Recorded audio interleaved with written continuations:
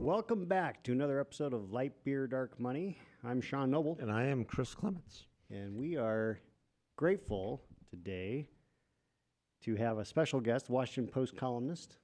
I guess is it contributing what is your official title, Gary? Yeah, technically contributing columnist. Contributing That means I'm not an employee. Yeah, well, that's good. Right. And Gary, you've had a pretty interesting career. You've been both on the journalism side, but also on the political side. Tell us a little bit about how that happened. I mean, Yeah, well, you're right. I started out in journalism, small newspapers in Ohio, and I grew up loving newspapers, loving journalism, wanted to be a reporter, became a reporter, got to go to work for my small local newspaper and then some other papers around Ohio. And but after about 15 years of that, a bit of a burnout and looking for something different, and a local congressman who I had been very critical of invited me to join his staff. He said, I need somebody to tell me the truth. And that was back in 96, I think. And so that kind of got me into the political world. And I did that for a few years. I worked at the Ohio Republican Party. I worked at the West Virginia Republican Party, did just my own consulting. And then I went to work for Senator Voinovich in Ohio, then Senator Portman for his first few months in office. But I missed journalism, had an opportunity to get back into it. So went back into journalism and was at a small newspaper in Ohio. And we endorsed Donald Trump in 2016. We didn't think much about it. I mean, our county ended up voting for Trump with 70% of the vote. Right. But it got national attention because apparently there were only about 6 newspapers in the whole country that endorsed Trump. Wow. So, Rachel Maddow mentioned our endorsement. The New York Times called, Politico called, and then when Trump won, a lot of people started calling, trying to figure it out. Everybody's trying to figure out, what did we miss in the media? How did we miss this coming? And that's when the Washington Post contacted me, invited me to start writing for them. And I've been writing 2 or 3 columns for them a month for about going on 6 years now. Wow, that's great. Yeah. Well, the column that caught my attention as part of the impetus to have you on as a guest today was your discussion about how politics isn't as fun anymore. Mm-hmm. Yeah. Walk us through that. Well, I grew up loving politics. And I was, I guess, a nerdy kid. I don't know. I didn't think of myself that way, but I was staying up, till 2 o'clock in the morning watching the Republican and Democratic national conventions. Mm-hmm. And that's back when, I was 12 years old in 1968. Okay. So that's back when the conventions often took that long to figure out who the nominee was going to be. Right. It wasn't always pre-decided. And it was just fascinating. The horse trading going on, the backroom deals, but there was so much fun to it. I mean, to me, it was very exciting stuff. And I had friends who felt completely the opposite of me. I was generally very, quite conservative, Republican family and so on. Had a lot of friends, though, Democrats, labor Democrats and so on. And we would, argue about this, but always argue about it in a competitive but fun way. We're still going to be friends. There was never any danger our friendship was going to be jeopardized by our political differences. And when it was over, you congratulated each other. You maybe teased each other, ribbed each other a little bit for a few months about, well, your guy, I'll bet you wish you hadn't voted for him now, things like that. And so it seems to me now we've lost that. It's not fun. People get so angry. Everybody's everybody's entrenched in their base. Mm-hmm. And in their trenches, the left and the right. You don't talk to each other, and if you do, it's to accuse each other of being un-American or being a racist, a socialist, a Nazi, whatever the case may be. And it would be nice to recapture the fun of politics because, as I said, there should be a joy involved in this. We live in a free country and get to go vote for our leaders. Yeah. That should be something that we take some joy in. but I think the joy has gone out of politics. Boy, that is such a great way to put it. Yeah. That was refreshing when I read the article. I was Yeah, like, I mean, I can't disagree with it. it's- almost any of this. No, because it is gotten crazy, and we should have. I mean, it really brings back to my mind, the happy warrior of Ronald Reagan. I mean, he fought like heck, many times, but at the end of the day, he was friends with Tip O'Neill, with other, with the Yeah. other side of the aisle, and the vitriol just now in today's environment is just so disappointing and depressing. Yeah. It can be, I mean, and it's interesting.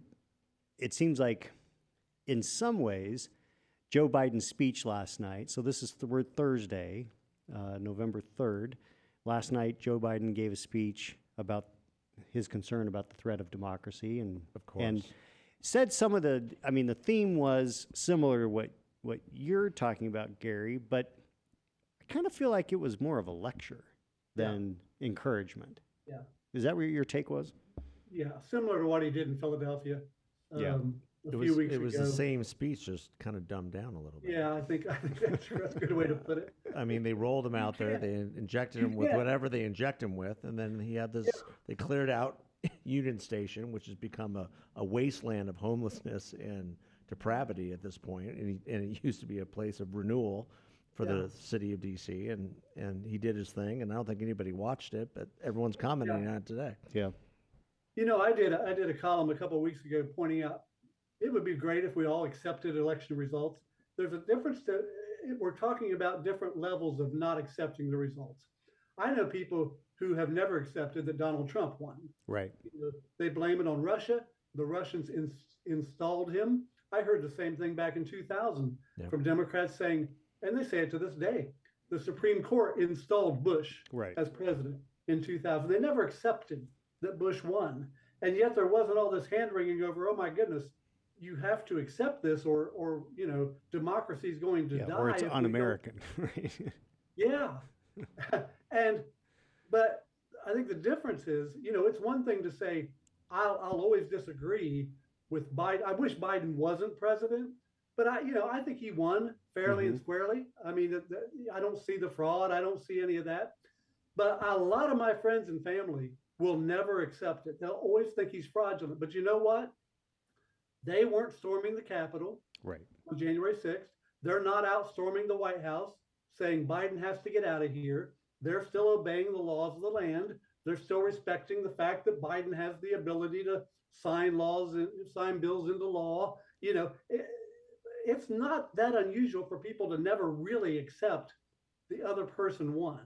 Right. So when you are the president of the United States and you're coming out making speeches to the country calling basically almost half the country a threat to democracy, well, that's not helping to reinstill the joy of democracy. That's not helping to unify us in any way, shape, or form.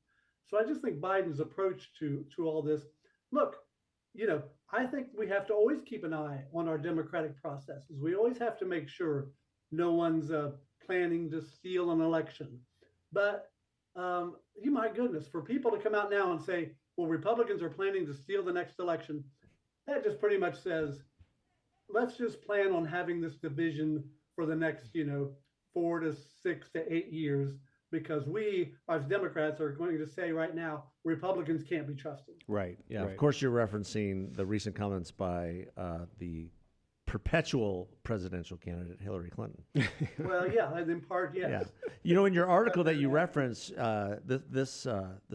this sentence jumped out at me. It seems that if some had their way, Republicans would be marched one by one to an interrogation room with inquisitors screaming, "Say it!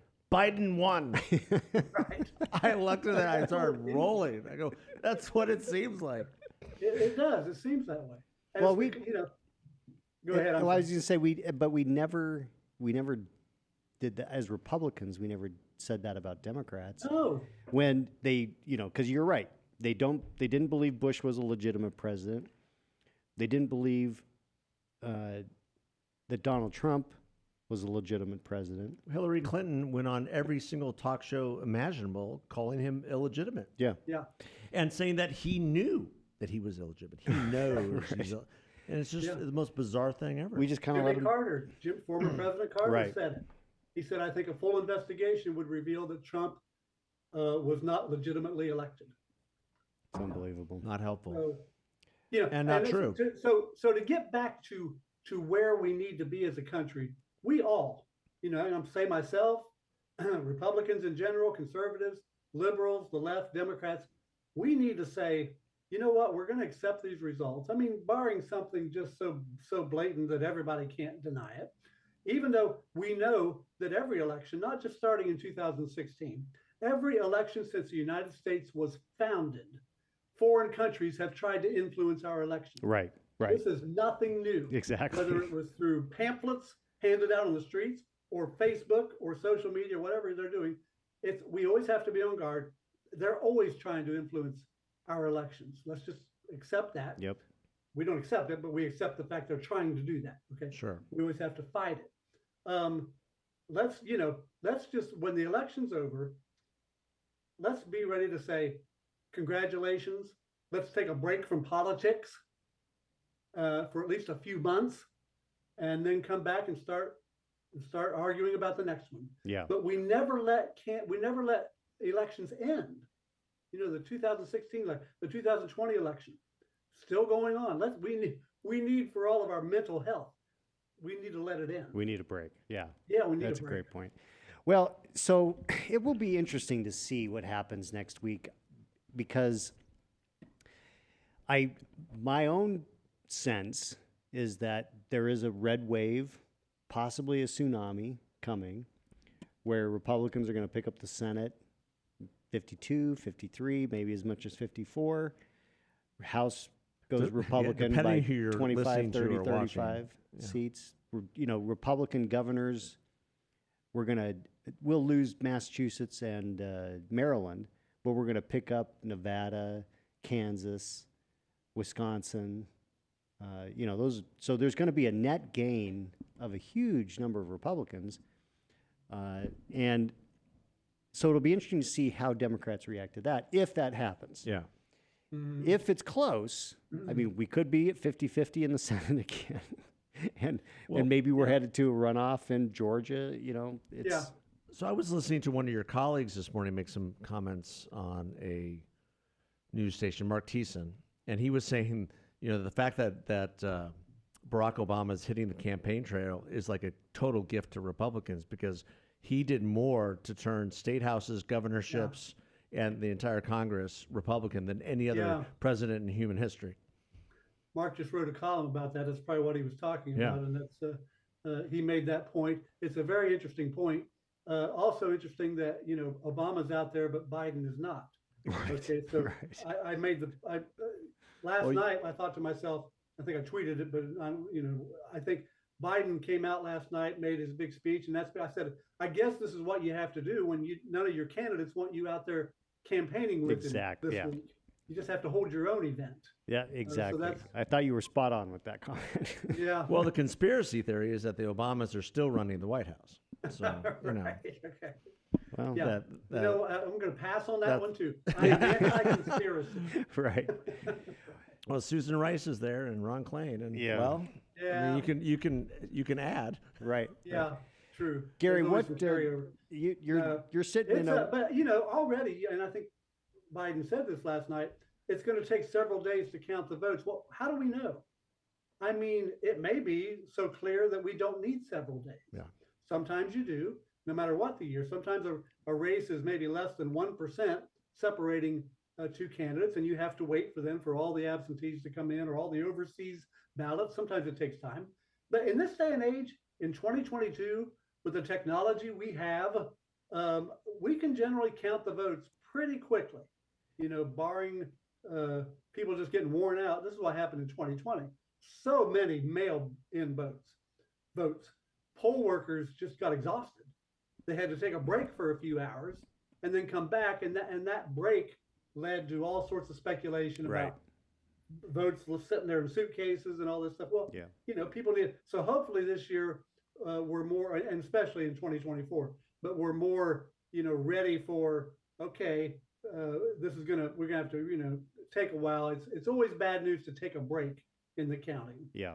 You really need to kind of, while the whole world's watching, just let's get it done. Let's keep counting. Well, and yet again, Arizona is going to be one of those states that probably takes some time Yeah, because we have so many early ballot votes Yeah. that people are going to walk into the polling place on election day, which means they don't get counted until the next day Yeah. because they have to be, processed. They have to be Vetted, verified. yeah. They have to be, the signatures got to be verified. So if it's any of the close races, they're going to take at least 4, 5, maybe more days in Yeah. Arizona, which if the Senate is hanging on the balance, that's going to be very interesting. Yeah. But you're right. If a Blake Masters here in Arizona is leading Yeah. on election night, because that'll be the early ballots that were turned in before election day And the and balance that election day ballots. If he's leading, he's done. He's won because Yeah. all those late returners are going to break Republican. Yeah, that's probably right. That's probably a good analysis there. It's probably how it's going to. Well, turn he out. would But know again, that's kind of what he yeah. does. You know? Yeah. You're right. Right. So Gary, you're in Ohio. How do you view? We've been watching Ohio Yeah. with some interest because of the Peter Yeah. Thiel connection with JD Vance, so supporting JD Vance, also supporting Blake Masters here in Arizona. Yeah. And it looked like when Vance won the primary, all of a sudden people were like, well, he's not going to be able to win the general, but that's probably not the case now, right? Yeah. Oh, I always thought the Republic. First of all, Trump won Ohio twice by 8 points, as I'm sure you know, each time. A lot of people have started to consider Ohio a pretty solidly red state. Mm-hmm. I'm not one of them. Hmm. I think it's kind of purple. I think it's still a swing state if the right candidate, circumstances come along. I always thought Vance coming out of the primary was the favorite to win. I saw polls saying Tim Ryan was up 8 points, 10 points, 11 points. I don't doubt that at that moment, but I always knew that by election day, that was going to change. It was going to get tight. Now, it was a very divisive primary in Ohio. 7 candidates, I think, in the Republican side. A lot of supporters of other candidates are upset to this day that Trump ended up endorsing Vance when there were several candidates who had always been pro-Trump, Right. unlike Vance. And then, but as time went by, Ryan, a lot of my Republican friends are saying, Tim Ryan is just running a great campaign. And he really has. Tim Ryan has run a fantastic campaign. He has subtly appealed to the Trump voters. He says, he keeps pointing out, I voted with Trump on trade. I agree with Trump on trade. Vance kind of disappeared for a couple of months. He didn't seem to be anywhere in person or on the air, and has come back. But it's going to be a very tight race, guys. I think that it's going to be a 2-point race, and I think Vance is favored. He's always been favored just because of the landscape. But no one should be shocked if it ends up with Ryan squeaking through, because a lot of people just have been dissatisfied with JD's campaign, and a lot of even conservatives, they like the message they're seeing from Ryan. Now, I think the message they're seeing from Ryan is not a match for how Ryan will end up voting. Right. If he gets in there, he's already 100% Biden voter. But he's running the type of blue collar, I'm one of you campaigns that has worked very well for really the only other long-term successful Democrat in Ohio right now, and that's Senator Sherrod Brown. Mm-hmm. Very similar playbook Ryan's following. Interesting. Yeah. Well, I'll tell you, it's going to be. Well, I just looking at the Real Clear Politics average, I mean, Vance has led the entire time. So what you're saying is, I mean, there could be this maybe in the mass. last couple of months. I mean, right after the primaries, Ryan had a lead in every. From Ryan September was up on. 8 points. Yeah, once Yeah. got September. I From think September things on, changed. and From that- September that- on, yeah. that lead seems to be accelerating, but we'll see what happens on There election were a night. couple of That's- polls just about 2 weeks ago that had it tied. They've got, most of the polls are within the margin of error. Sure. So again, I think you're right. I think Vance is favored. It'll still be an upset if Ryan wins, but it won't be the upset of the decade. I mean, it's that close. and it's going to be all about get out the vote. Um, but it's going to be a race that that should have, by all rights, been won more easier for the Republican, more easily than Vance has ended up, here at the end. Well, and I Yeah. think that that's going to be the story across the board, is that you're gonna, even if there is a tsunami, a lot of these races are going to be won pretty narrowly, Yeah. Yeah. where they should have been landslides. Well, you can take the Senate race here. I mean, Yeah. if you look at Mark Kelly, he hasn't broken past 50%, despite all the money he's spending. He's still below 50% in terms of the Yeah. polling. He's never gotten And Blake is within 2, within Yeah. 1, within tied, depending on the poll that you look at. The average is Kelly by 2, which in this state probably means that it Blake probably Yeah. means that Blake's winning because Yeah. no So one's why do no you one think that Republicans is in aren't a lot of polling here. states? Do you buy into the notion that, it's the quote unquote MAGA Republican candidates who are, they're the reason it's a squeaker, whereas if you'd had a traditional Republican come out of that primary, they'd be winning more comfortably? You think that's right? I think it's a little bit more nuanced than that. I think it's just that yes, they are MAGA Republican candidates, but they're also not the best candidates. I mean, as you know, candidates matter. So it's less about, whether they're talking about election denying or, adhering close to Trump, and they haven't been great retail Yeah. politics. Now, That's Carrie probably a Lake good is an point. exception. She's very tied to MAGA, and she's great on the stump. But we JD is a little bit awkward. Yeah. Blake is a little bit awkward. These are people who are not natural campaigners. No, they're not. And we talked about it on our show a little bit last week, that so much of what happens in the last 2 weeks of a campaign has to do with, independent voters coming, basically figuring out there's an election, and what I Yep. call the flyby voter, who doesn't pay attention to politics at all and really just kind of looks at who they like. It's Yeah, nothing scientific or policy driven. It's who do I like? Yeah. And you're right. and with Mark Kelly, guess what? You're not likable. That's why you're losing. A poll that came out here just a few days ago had Vance leading by a couple of points, but it had Ryan leading among independents by 5 points. Yeah. So Interesting. that's what's making it tight. Yep. Yeah.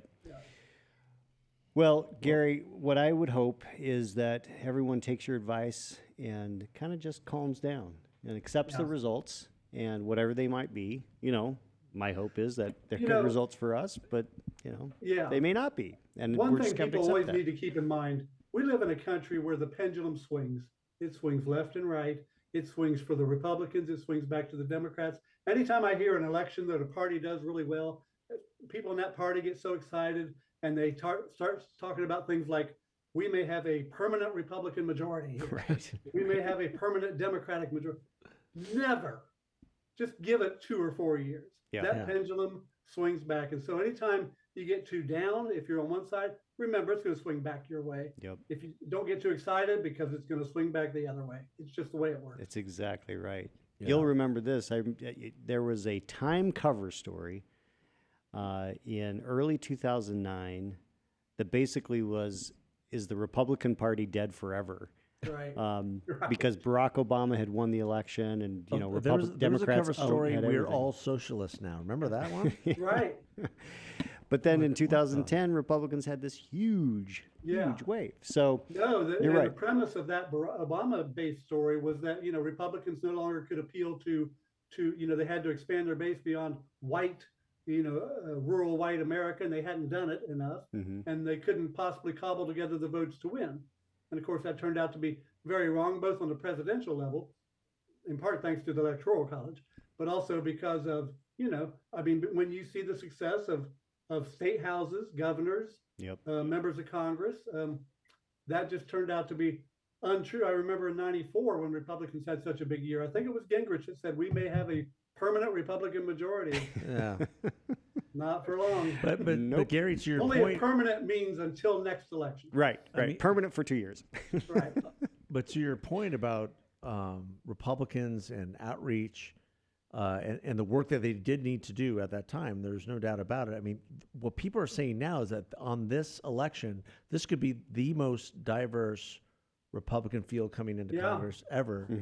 Breaking 50% with Hispanics, breaking the 20% barrier with African Americans. Yeah. Just across the board, And I people think that's turning to not so Republicans. much that's not so much just because of outreach, which I know the party has an outreach program, but it has to do with the fact that some of these groups are a lot more conservative than people realize they were. Yes. Yeah. They're just more attracted to the Republican Party message. Especially on the social issues, which we Yeah, don't get into a lot exactly. here. But when you look at what the Democratic Party has done, how far left it's gone on so many social issues, many family traditional voters are looking at that saying that's just not me. Yeah, That's not who exactly. we are. So anyway, it's going to be fun. Yeah, it's Well, always let's make fun. it fun. It's a contact sport, and we like it. But we should celebrate no matter what afterwards, because as you That's pointed out, this is America. We have the ability to elect our leaders rather than be told who they are. Well, and we And have a that's, responsibility too. Yeah. So get out and vote. Get out and vote. Get out and vote. In Arizona, there's no excuse not to vote. There's No. early voting. There's everything Plenty under the of sun, and it opportunities. all works fine. Yeah. Yeah. Gary, thank you so much. Gary Abernathy from Yeah, the Gary, Washington great to Post. meet you. Thanks so much for being here. Thanks a lot. Glad to I have you. appreciate it anytime. And how do people follow you? What's your Twitter handle? At Abernathy Gary, Abernathy Gary, that's right. I think, something like that. Yeah, well, I'm big on social media, guys. I'm all over it, hour by hour.